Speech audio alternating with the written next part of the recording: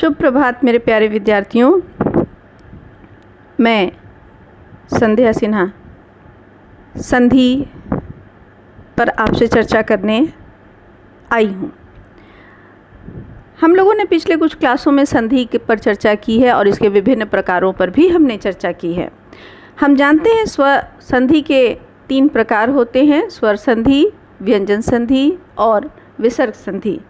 हम लोगों ने पूर्व की कक्षाओं में स्वर और व्यंजन संधि पर विस्तृत चर्चा की है। आइए आज हम विसर्ग संधि पर चर्चा करते हैं। विसर्ग संधि संधि का तीसरा प्रकार है। जिस तरह से वर्ण में विसर्ग वर्ण और ध्वनि होती है, उसी तरह से विसर्ग संधि भी होती है। विसर्ग संधि की परिभाषा देखिए। विसर्ग के बाद स्वर या व्यंजन आने पर विसर्ग में जो विकार उत्पन्न होता है उसे विसर्ग संधि कहते हैं। विसर्ग के बाद विद्यार्थियों, आप जानते हैं विसर्ग किसे कहते हैं? विसर्ग वह एक ध्वनि होती है जो कंठ से निकल कर आती है और यह ह ऐसी ध्वनि आती है। आप देख सकते हैं इसका चिन्ह, प्रतीक चिन्ह होता है यह, यानी ये और ये। फिर से देखिए, जब हम किसी वर्ण के पीछे ये 2 बिंदु लगा देते हैं तो उसे हम लोग विसर्ग कहते हैं। जैसे मान लीजिए कि दु, दुख, मैं ठीक से लिखती हूँ, दू के आगे ये विसर्ग लगाया और ख लिखा तो दुख, ऐसा हम बोलेंगे। ठीक इसी तरह से यदि हम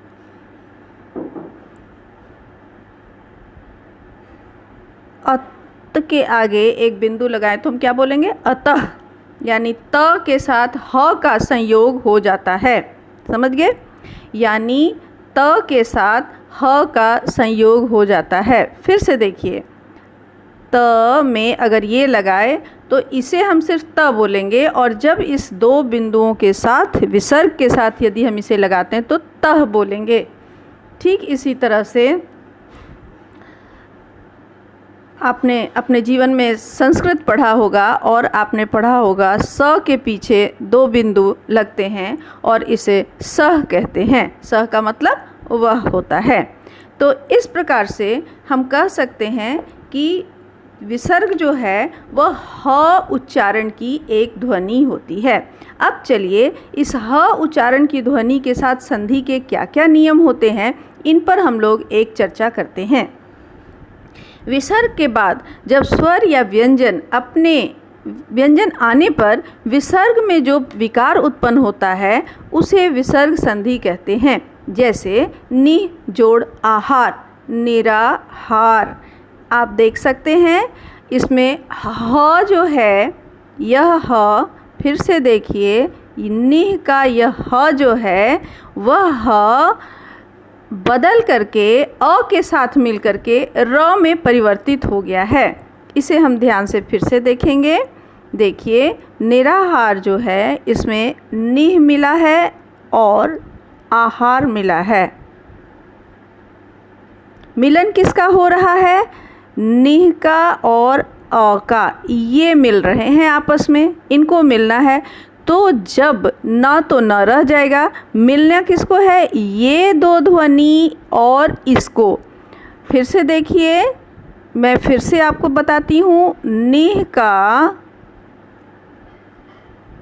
और आहार। अब जब ये मिलेगा, ये ध्वनियाँ आपस में मिलेंगी तो क्या बन जाएंगी? रा। समझ गए? तो ये क्या हो जाएगा? निराहार, क्योंकि यहाँ पर आहार था तो निराहार, यानी कि यह जो ह की ध्वनि और आ की ध्वनि मिलेगी तो ये रा की ध्वनि में परिवर्तित हो जाएगी। मुझे उम्मीद है आप समझ गए होंगे। पर यह सिर्फ रा की ध्वनि में ही नहीं परिवर्तित होती है, यह अ के आ के साथ मिली तब यह ध्वनि रा में परिवर्तित हुई है। अन्य किसी के साथ मिलेगी तो किस तरह परिवर्तन आएगा, इसे हम लोग सीखेंगे आज की विसर्ग संधि के अंतर्गत। तो जैसे आपने देखा निराहार, इसी तरह से दुह जोड़ आशा दुराशा, तप तपह जोड़ भूमि तपोभूमि। आप देख सकते हैं यहाँ पर परिवर्तन हुआ है, तपोभूमि में आप देख सकते हैं यहाँ पर ओ की मात्रा आ गई है। मनः योग मनोयोग, ठीक है। तो अब इसके नियम हम लोग देखेंगे कि क्या क्या इसके मुख्य नियम होते हैं। पहला नियम देखिए, विसर्ग का ओ हो जाता है। जैसे मनोयोग आपने पढ़ा ना, तपोयोग पढ़ा ना, तपोभूमि पढ़ा ना आपने, कैसे हो जाता है उसे देखिए। यदि विसर्ग के पहले अ और बाद में अ अथवा प्रत्येक वर्ग का तीसरा, चौथा, पांचवा वर्ण अथवा य, र, ल, व, ह हो तो उसमें विसर्ग का ओ हो जाता है। ध्यान से समझिएगा, इसको बार बार पढ़िएगा तब आपको समझ में आ जाएगा। यदि विसर्ग के पहले अ और बाद में अ, अब देखिए तप में प के आगे अ हुआ और बाद में ब हुआ, या ऊपर आइए मनोनुकूल में आइए, यहाँ पर देखिए ह के न, इसमें क्या हुआ, यहाँ पर एक अ की ध्वनि आ रही थी और ये विसर्ग था, ठीक है। और प्लस इसका किसके साथ हो रहा है, अ के साथ। ठीक इसी नियम को यदि देखिए तो अ अथवा प्रत्यय अ आना चाहिए, तो अ अगर आ रहा है म और अह और अ, मनः का अ और ह, अह और अ मिलता है तो क्या हो जाता है, ये परिवर्तित होकर के ओ बन जाता है, ठीक है। फिर से मैं आपको समझा रही हूँ, देखिए अह जोड़ अ मिल करके क्या हो जाता है, ओ हो जाता है, ठीक है। अब यहाँ पर आपको मन हुआ तो न जोड़ अ क्या हो रहा था, न हो रहा था, ठीक है। तो इस तरह से आप देख सकते हैं कि विसर्ग के बाद जब अ आता है तो ओ हो गया। ठीक इसी तरह से ग आता है, ग अगर आ रहा है विसर्ग के बाद, ग क्या बोल रहा है, तीसरा वर्ण। देखिए ये तीसरा वर्ण बोला जा रहा है, आप देखिए तीसरा, चौथा और पांचवा वर्ण अगर आता है तो भी वो ओ में बदल जाता है। तो क ख ग, ग तीसरा वर्ण हुआ, क के बाद ख के बाद ग आया, तीसरा वर्ण हुआ तो क्या हुआ, अधोगति, ठीक है। ठीक इसी तरह तप जोड़ बल तपह जोड़ बल तपोबल, वय जोड़ वृद्ध वयोवृद्ध, तपह जोड़ भूमि तपोभूमि, ठीक है। आप इसको इस नियम के आलोक में जब आप पढ़िएगा और समझने की कोशिश कीजिएगा, आपको 1 मिनट में सारी बातें समझ में आ जाएंगी। बस थोड़ा सा ध्यान से बैठिए और ध्यान से पढ़िए। तो ये इसका पहला नियम है, आप देख लीजिए य र ल व ह। य र ल व ह जो है उसके साथ इसका अगर मिलन होता है तो भी वह ओ में परिवर्तित हो जाएगा। अगले नियम की ओर बढ़ते हैं। इसके अपवाद में भी है, यानी कुछ ऐसी जगह हैं जहाँ पर यह काम नहीं हो रहा है। जैसे पुनः मुद्रण, पुनर्मुद्रण, पुनः जन्म, पुनर्जन्म, ये 2-3 ऐसे शब्द हैं जहाँ पर ये नियम के बावजूद ऐसा परिवर्तन नहीं होता है, ओ में परिवर्तित नहीं होके वह र में परिवर्तित हो जाता है, ठीक है। अब आइए विसर्ग का र हो जाता है। जैसे मैंने आपको बताया निराकार, तो विसर्ग का र कब होता है, यदि विसर्ग के पहले अ आ को छोड़कर कोई दूसरा स्वर हो तो बाद में आ ऊ जैसा तीसरा, चौथा, पांचवा या य र ल व में से कोई हो तो विसर्ग का र हो जाता है। जैसे नी जोड़ आशा, आपको कहा ये क्या बोल रहा है, आ भी होना चाहिए।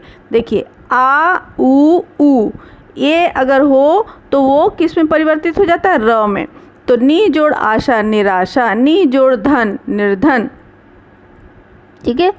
तो इस तरह से यह भी एक नियम है जिसमें आप आकार की मात्रा के साथ, उकार की मात्रा के साथ, बड़ा उकार की मात्रा के साथ, दीर्घ उकार की मात्रा के साथ या तीसरा, चौथा और पांचवा वर्ण के साथ यदि साथ या य र ल व के साथ किसी के साथ मिलता है तो यह र में परिवर्तित हो जाता है, ठीक है। मुख और बही जोड़ मुख तो बहिर्मुख, आप देख सकते हैं। चलिए आगे का हम देखते हैं।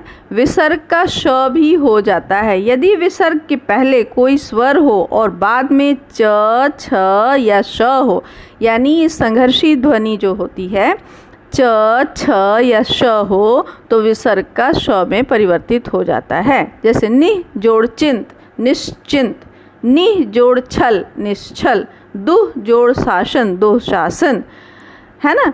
ये आप देख सकते हैं, यह जो विसर्ग है वो श में परिवर्तित हो गया, आधा श के रूप में यहाँ पर आ गया है। ठीक है, पूरा श नहीं बदला है, आधा श आ गया है, यानी कि वो एक व्यंजन वर्ण श का पदार्पण यहाँ पर हो रहा है। ठीक है, अब आइए अगले नियम को देखते हैं। विसर्ग में विसर्ग का श हो जाता है, श मतलब षटकोण वाला श हो जाता है, समझ गए ना।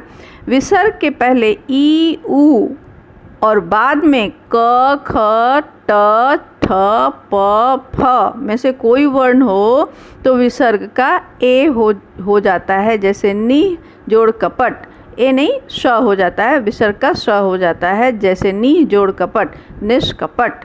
ठीक है, यहाँ पर देखिए ए यहाँ पर गलत से लिखा गया है, मैं फिर से इसे ठीक कर देती हूँ।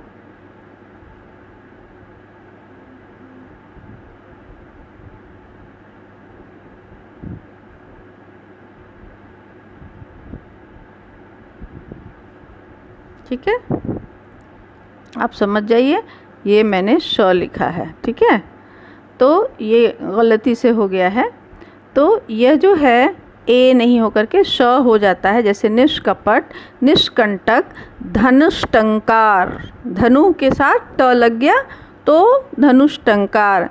प्र लगता है निष्प्राण, निफल का हो गया निष्फल। अपवाद में देखिए दुह जोड़ ख दुख, अपवाद है दुख दुख, क्योंकि दुख में उसका लोप कभी नहीं होता है, वो हमेशा जब जब दुख लिखा जाएगा तो वो दुख के दो बिंदु वहाँ पर होंगे ही होंगे। आगे देखिए, विसर्ग का स हो जाता है, विसर्ग के बाद यदि त या थ हो तो विसर्ग का स हो जाता है। जैसे नमः जोड़ ते नमस्ते। ठीक है, नमः जोड़ तेज निस्तेज, मन जोड़ ताप मनस्ताप, निह जोड़ संताप निस्संताप। इसी तरह निह जोड़ संतान निस्संतान, आपने सुना होगा। अब आइए अगले नियम को देखते हैं। विसर्ग का लोप हो जाना, कई एक बार विसर्ग का लोप भी हो जाता है। यदि विसर्ग के बाद छ हो तो विसर्ग लुप्त हो जाता है और च का आगम वहाँ पर हो जाता है। जैसे अनु जोड़ छेद अनुच्छेद, छत्र जोड़ छाया छत्र छाया, है ना। ठीक इसी तरह स्व जोड़ छत स्वच्छ, है ना। यदि विसर्ग के बाद र हो तो विसर्ग लुप्त हो जाता है और उसका स्वर दीर्घ हो जाता है। जैसे निह जोड़ रोग निरोग, निह जोड़ रस नीरस। यदि विसर्ग में पहले अ या आ हो तो विसर्ग के बाद कोई भिन्न स्वर हो तो विसर्ग का लोप हो जाता है। जैसे अतः जोड़ एव अत एव। ठीक है, तो इस तरह से आप देख सकते हैं कि विसर्ग के नियम क्या है। और देखिए, विसर्ग में परिवर्तन न होना, कई एक बार विसर्ग में परिवर्तन नहीं होता है, जैसा वो है वैसा ही रह जाता है। यदि विसर्ग के पूर्व अ हो तथा बाद में क प हो तो विसर्ग में परिवर्तन नहीं होता है। जैसे प्रातः काल प्रातः काल। देखिए, अंतःकरण अंतःकरण, अंतःपुर अंतःपुर है, अधः पतन। इस तरह से आपने देखा, इसका एक अपवाद है। जैसे नमःकार तो नमस्कार है, पुरःकार तो पुरस्कार ये है, ये विसर्ग है। इन नियम के बावजूद ये काम होता है। ठीक है, नियम है फिर भी यह होता है। ठीक है, तो ये विसर्ग के नियम हैं। अब देखिए, हिंदी की कुछ विशेष संधियां हैं। संस्कृत के संधियों के अतिरिक्त हिंदी में कुछ विशेष संधियां हैं। इनके नियम अभी तक स्पष्ट नहीं हैं, तथापि कुछ का परिचय आप लोगों को मिलना चाहिए। आ का अ में आ जाना, जैसे आमचूर अमचूर, हाथ कड़ी हथकड़ी, राजवाड़ा रजवाड़ा, लड़कापन लड़कपन, कान कटा कनकट्टा। तो ये क्या है, ये जो है ये बोलचाल की भाषा से अपने आप इस तरह के बन गया है, इसका कोई विशेष नियम है नहीं, लेकिन चूंकि हिंदी में इसका प्रयोग होता है इसलिए आपको ज़रूर जानना चाहिए। अब कनकटा आप मत लिखिएगा, अगर आपके पास कनकटा शब्द आ गया तो कन जोड़ कटा मत लिखिएगा, कान जोड़ कटा आपको लिखना होगा, ठीक है।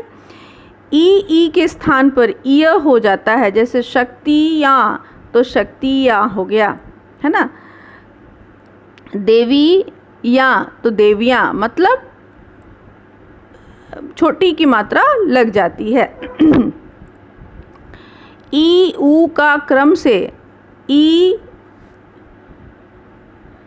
ऊ का क्रम से अगर आप देखिएगा तो क्या हो जाता है,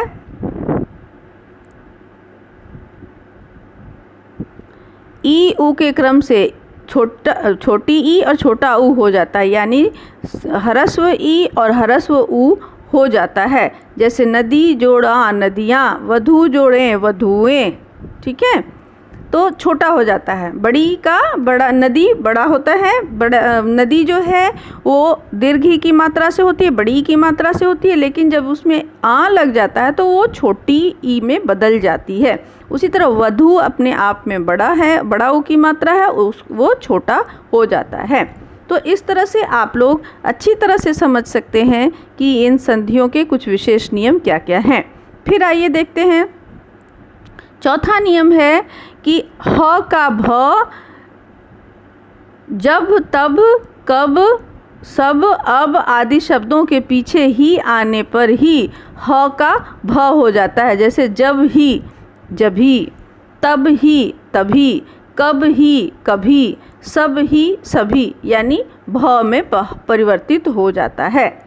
ठीक इसी तरह कभी कभी कुछ शब्दों का संधि होने पर किसी एक ध्वनि का लोप हो जाता है। जैसे ही में ह का लोप हो गया, यह ही, ह दो बार मिल गया तो एक ह का लोप हो जाता है, तो यही, है ना। किस ही, किसी, ठीक है। तो ये सब नियम है, इन्हें आप पढ़िएगा। फिर अगला नियम देखिए, कभी कभी दोनों ध्वनियों में से भी एक का लोप हो जाता है। पहले शब्द में आ स्वर का तथा दूसरे स्वर में ह व्यंजन का लोप हो जाता है और अनुनासिकता दूसरे स्वर पर पहुंच जाती है। जैसे वहाँ ही तो वहीं, कहाँ ही कहीं, यहाँ ही यहीं, ठीक है, तो जहाँ ही जहीं। तो इस तरह से आप देख सकते हैं कि ये कुछ ऐसे नियम, विशेष नियम हैं जो हिंदी में आप पाए जाते हैं। ये संस्कृत से नहीं आए हैं, ये हिंदी के अपने नियम हैं और इसके अनुसार संधि होती है। तो मुझे उम्मीद है मेरे विद्यार्थियों आप समझ गए होंगे। किसी तरह का कोई प्रश्न होगा तो आप मुझे व्हाट्सएप पर बता दीजिएगा। मैं व्हाट्सएप पर आपसे आपके साथ रहूँगी, आप बता दीजिए। और अगर ज़रूरत पड़ेगी तो आप मुझे व्हाट्सएप पर बताइएगा, मैं गूगल मीट करके आपको समझा दूंगी। एक बात और है, मैं इसके बाद आपको प्रश्नों, संधि पर आधारित प्रश्नों का PDF भी प्रोवाइड करूंगी, ठीक है। बस आज इतना ही। स्वस्थ रहिए, खुश रहिए और पढ़ते रहिए।